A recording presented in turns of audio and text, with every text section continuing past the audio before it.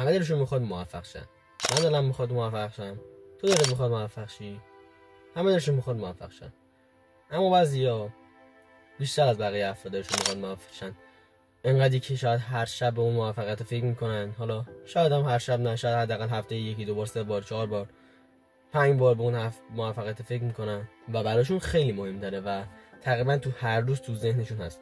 به طور مثال من واقعا همینم، یعنی تو هر لحظه تو ذهنم هست که همش نمیدونم یه گوشه از ذهنم هست این قضیه. اما خب همونطور که گفتم بعضی بیشتر از بقیه دلشون میخواد موفق شن و خب اونا قدمایی رعایت میکنن تا به اون موفقیت برسن و همینطور میرسن که بقیه این کارو انجام نمیدن. و من تو طول این همین مدت که این موفقیت تو ذهنم بود کلا 8 قدم خیلی مهم برای رسیدن به موفقیت مالی پیدا کردم و سعی دارم این 8 رو تو این ویدیو به تو هم بگم. اما قبل اینکه شروع کنیم باید بگم که من تو این چنل از مسیر زندگی و افکارم ویدیو میذارم و میتونه بهت کمک کنه. پس بیا پیشنهاد میکنم به چنل عضو شی و بریم که شروع کنیم. قدم اول، یه مهارتی که یه مشکل خیلی بزرگ رو حل میکنه یاد بگیر که با اون بری بیزنس خودت رو شروع کنی. خب ما هممون میدونیم به اندازه بزرگترین مشکلی که حل میکنیم پول میگیریم، یعنی هر چقدر مشکلی که حل میکنیم بزرگتر باشه پول بیشتری قراره بگیریم. که یه نفر تو این مثال خیلی قشنگ زد، میگفت اگه ورداری یه تیکه خاک از این و طرف بذاری تو اون طرف حتما مردم قرار نیست پول زیادی بهت بدن، اما اگه یاد بگیری چجوری باید یه ویدیویی که وایرال بشه رو ادیت کنی یاد بگیری، خب مشکل بزرگتری حل کردی و قطعا مردم حاضرن پول بیشتری بهت بدن. و خب تو باید فکر کنی که بزرگترین مشکلی که میتونی برای مردم حل کنی چیه. مشکل اون طرفی که افسرده است، مشکل اون کسی که میخواد موفق باشه. و خب میتونی با خودت فکر کنی که مردم چه مشکلاتی دارن و من چطوری میتونم این مشکل رو حل کنم. و سعی کن برای حل کردن اون مشکل یه مهارت خیلی خاص رو یاد بگیری. و خب نمونه از این مهارت رو میشه به فروش اشاره کرد که خب مشکل خیلی بزرگی میتونه حل کنه برای اون طرفی که اون کالا رو میخواد. و فروش واقعا به نظرم خیلی خوبه که یاد بگیری، چون که فروش یعنی پول. و خب به نظرم فروش بهترین کاری که میتونی یاد بگیری و واقعا به دردت میخوره. یا مهارت دیگه مثل کپی رایتینگ، ادیت، فتوشاپ، هر چیزی که به فکرت میرسه. قدم دوم، انتخاب یه بیزنس درآمدزا. من یه ویدیو ساخته بودم که توش روشی که بتونی بهترین بیزنس برای خودت پیدا کنی و یاد داده بودم. و خب اون ویدیو یکم قدیمی شده، حتی تامنیلش هم قدیمیه، ولی خب به صورت خلاصه سعی می‌کنم تو این بخش بگم. ببین تو اول بیا هدفی که داری بنویس. به طور مثلا من اینو تو چندین ویدیو گفتم، الان چند باره که دارم میگم که تو 4 سال دیگه قراره 250,000 دلار داشته باشم که شاید برای 4 سال خیلی کم باشه میدونم، ولی قراره با اون پول یه ماشینی بخرم که واقعا خیلی دوستش دارم. و خب بیا به طور مثال بنویس 250,000 تا 4 سال و بیا بیزنس‌ها که میشناسی رو بنویس. و خب سعی کن یه پیش زمینه‌ای هم از درآمدی که میدن داشته باشی.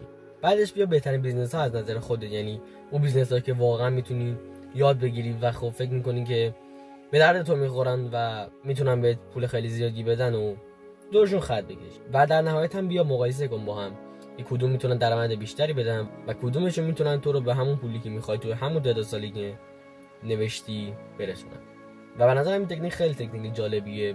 یه بار دیگه شاید بخوام یه ویدیو مخصوص دربارش درست کنم، که یه بار دیگه هم کردم و خب خیلی هم دیدنش، ولی شاید یه بار دیگه این کار بکنم. قدم سوم، وقتی که بیزنس تو پیدا کردی سعی کن یه پلن خیلی سنجیده برای خودت درست کنی و بدونی که بعد هر قدمی که میذاری باید چه کاری انجام بدی. و همون خیلی خلاصه بخوام بگم یه پلن یا همون برنامه خیلی دقیق و سنجیده برای خودت درست کن. قدم چهارم، روی خرجات مدیریت داشته باش و سعی کن پولی که در میاری و از طریق سرمایه‌گذاری یا هر راهی که میشناسی تکثیر کنی. فقط میتونی با اون پولی که از اون بیزنس درآوردی به یه محصولی که پایین قیمته رو بخری و اونو به قیمت بالاتر بفروشی. و میتونی حتی خیلی بیشتر هم گسترشش بدی، میتونی براش پیج بزنی و محصولات رو تبلیغ کنی. خب اگه بخوایم خیلی ساده تر از این راه نگاه کنیم میتونیم به سرمایه‌گذاری توی کریپتو یا سهام‌های مختلف فکر کنیم که اونا هم میتونن پول تو تکثیر کنن ولی خب ریسک بالایی دارن. قدم پنجم، وقت رو تلف نکن و تمام تمرکزت رو بذار سر همون بیزنسی که داری. و خب همونطور که گفتم سعی کن پولی که در میاری تکثیر کنی، اما خب وقت رو تلف نکن.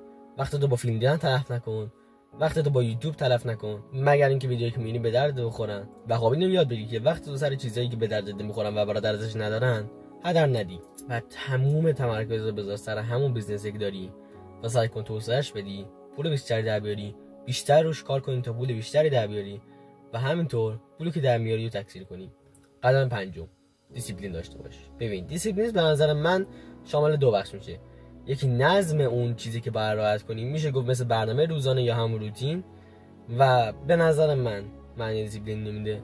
و خب بخش دومش هم همون چیزیه که میگن وقتی حوصله کاری که میخوای انجام بدی و نداری، همون موقع انجامش بده، که این واقعا درسته.